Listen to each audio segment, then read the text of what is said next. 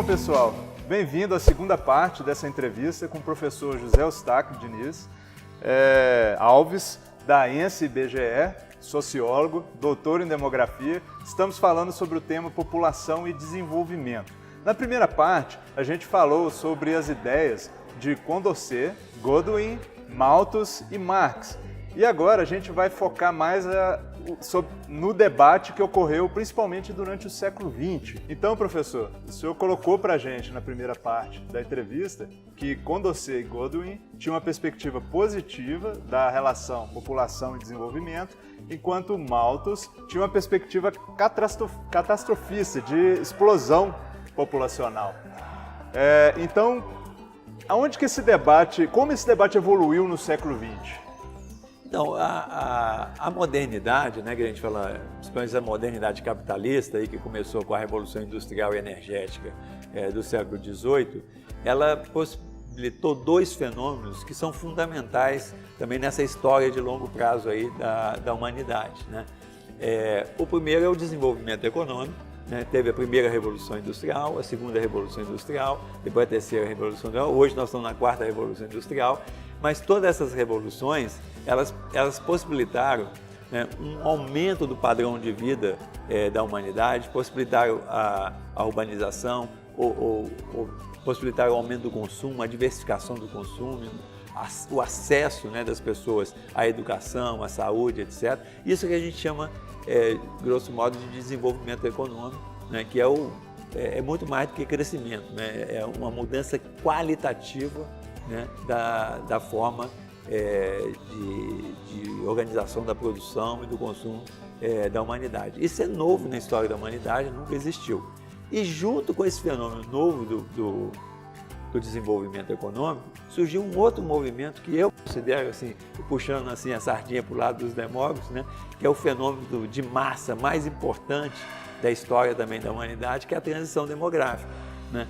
Porque aquilo que o Condorcet só intuiu, né, em 1794, quando ele escreveu o livro dele, né, aconteceu principalmente no século XX, que foi um grande descenso das taxas de mortalidade e depois um grande descenso das taxas de natalidade, né, que isso que é a transição demográfica. Então, aquele medo de explosão populacional do Malthus, né, de um crescimento indefinido, a transição demográfica, ela rompe com esse medo que o Malthus tem, se bem que, veja só, como as taxas de mortalidade sempre caem antes das taxas de natalidade, no começo da transição demográfica, você tem uma aceleração do crescimento populacional. E, de fato, o crescimento populacional foi muito alto, né, de 1 bilhão de pessoas na época lá do Malthus, Condorcet, etc., em torno de 1 bilhão,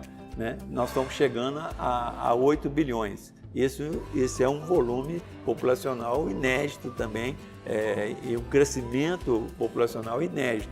Mas esse crescimento, ele está com a data contada, né, de terminar, né, pelo menos se essas tendências, né, da transição elas se espalharem pelo resto do mundo. Então, assim, aquela intuição, né, que o Condorcet teve, ela se mostrou real, e os demógrafos do século XX, né, eles formalizaram isso, né, e um dos livros mais importantes foi o livro do Kohler-Ruger, né, de 1958, né, que eles falam dessa questão da transição, e eles chamam a atenção para um fato que é real, que é muito importante, que nos países desenvolvidos, o desenvolvimento econômico e a mudança social que ele provocou, ele derrubou a taxa de mortalidade e depois a de natalidade.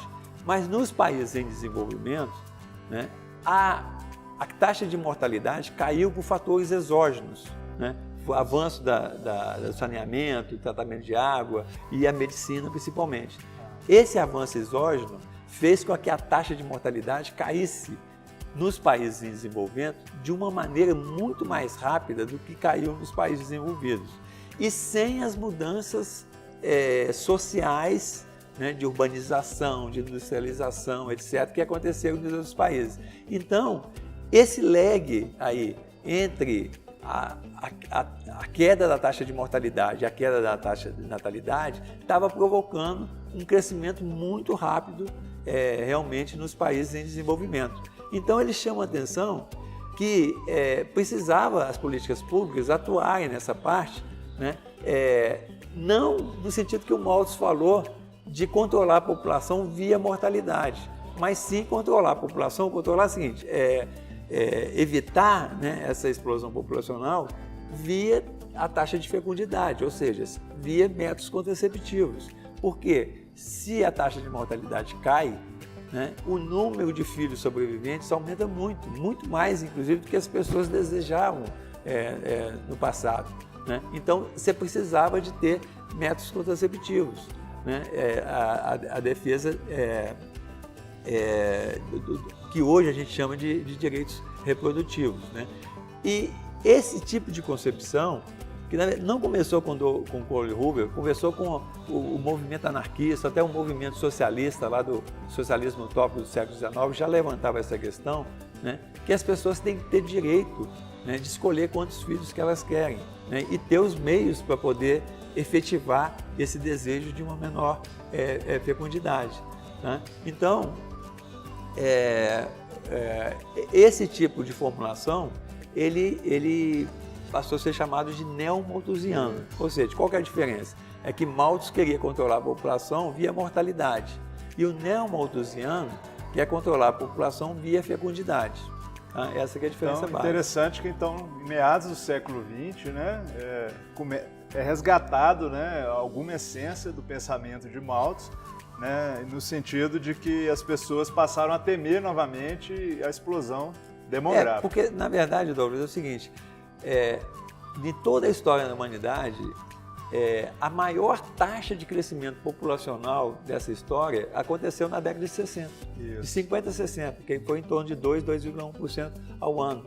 Esse crescimento, a população dobra em 30 anos, ela dobra. Então, você pensa a população dobrando, mundial dobrando a cada 30 anos. Então, era uma preocupação real. E tem um problema também de estrutura etária, porque uma estrutura etária com muito um jovem. Muito, o Cole Hoover são os primeiros autores a chamar a atenção disso, porque não é só o crescimento populacional, é que esse alto crescimento populacional, ele provoca um rejuvenescimento da estrutura etária, uma base da pirâmide muito alta. Então, essa percentagem muito alta de crianças na população, ela consome a poupança que poderia ir para a ciência, para a tecnologia, para o investimento produtivo, etc. Então, ela dificulta o desenvolvimento econômico, entendeu? Então, assim, a redução, né, da taxa de fecundidade, ela provoca uma mudança na estrutura etária que hoje, o Cole Hoover não usava esse termo, né? Mas esse termo é inspirado no Cole Hoover, que a gente chama de bônus demográfico, né? Então, a transição demográfica, ela gera uma mudança na estrutura etária que gera um bônus demográfico. Se esse bônus for bem administrado, ele aumenta o desenvolvimento econômico. Desenvolvimento nesse sentido, de melhor qualidade de vida da população, de maior IDH, de maior até felicidade da população. Então, esses autores que eles estavam chamando a atenção, que dessa ligação sincrônica, tá, entre o processo de desenvolvimento e a transição demográfica. E o bônus demográfico entendido como uma situação em que a gente tem um percentual de população adulta em idade de trabalhar, né, muito maior na população do que comparado ao percentual de crianças que vem diminuindo. Isso traz uma situação favorável ao crescimento econômico, né, e também ao desenvolvimento social. Então, a gente percebe, né, professor, que essa explosão populacional ela não ocorreu também, apesar de ter crescido muita população, mas esse risco iminente de explosão demográfica... Da população mundial, quer dizer, o crescimento foi muito rápido, muito alto, né? Você tinha, em torno de 1930, você tinha 2 bilhões de pessoas, em 74 já tinha 4 bilhões, né? E agora, em 2025, no máximo, a gente vai ter 8 bilhões. Isso é um crescimento muito rápido. Só que o período de maior crescimento ficou na década de 60. Então, desde a década de 70 para cá, esse crescimento mundial ele vem caindo e já tem várias populações no mundo que a população está diminuindo. Inclusive a China, que é a maior população do mundo, vai começar a diminuir nos próximos 5, 6, 7 anos. A população da China começa a diminuir. Mas, por exemplo, existem países africanos que ainda estão crescendo a 3% ao ano. Né? E são países que têm uma estrutura etária muito jovem, são países pobres, são países com, inclusive, problemas ambientais, com baixa capacidade de biocapacidade desses países. Então, você pode dizer o seguinte, que a explosão populacional, do jeito que o Malthus previu, ela não aconteceu. Né? Mas o crescimento da população, e também assim, não é só o crescimento da população, sabe? Porque assim, se só a população crescesse, mas ela crescesse de uma maneira harmônica com o meio ambiente, com os recursos naturais, tudo bem. Mas ela cresceu aumentando o consumo de combustível fóssil, aumentando o consumo de plástico, né? Aumentando o consumo de ferro, todo o recurso natural e gerando uma quantidade de lixo, né, cada vez maior. A ONU acabou de soltar um relatório há poucos dias atrás, né, mostrando que os resíduos sólidos, que já são muitos no mundo, que já tem problemas de reciclar e de cuidar desse resíduo sólido, ele vai aumentar 70% até 2050. Né? Então, a gente não pode olhar só a população em si. Né?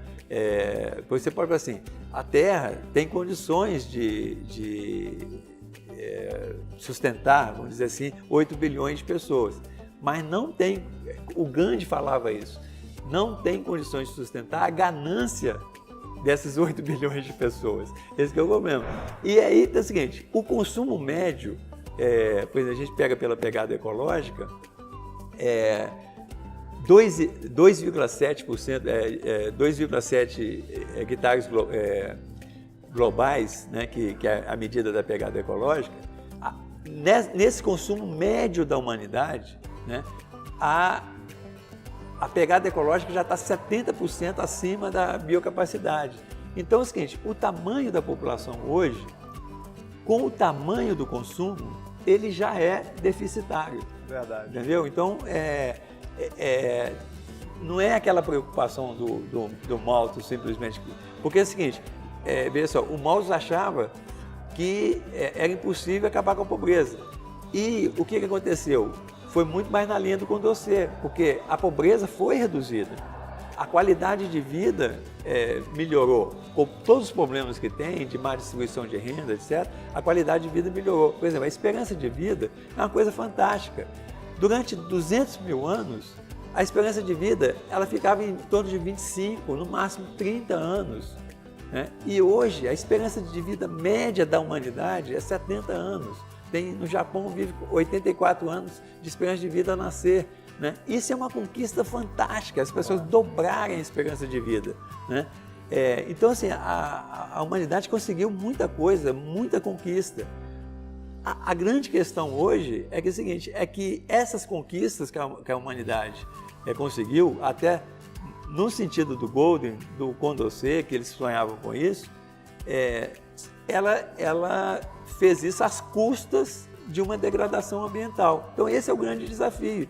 E os problemas ambientais estão se agravando tanto, né, tipo o aquecimento global, são vários, mas vamos pegar o aquecimento global, né, que a gente corre o risco, né, de perder o controle. Saiu um estudo fundamental nas principais revistas do mundo, né, acadêmicas, mostrando que chama de terra estufa, né, que a gente pode chegar num ponto, num turning point, que as emissões, mesmo que a humanidade pare de emitir, né, gases de efeito estufa, né, o aquecimento ele vai derreter o permafrost na Sibéria, no Alasca, no Ártico, que vai liberar metano.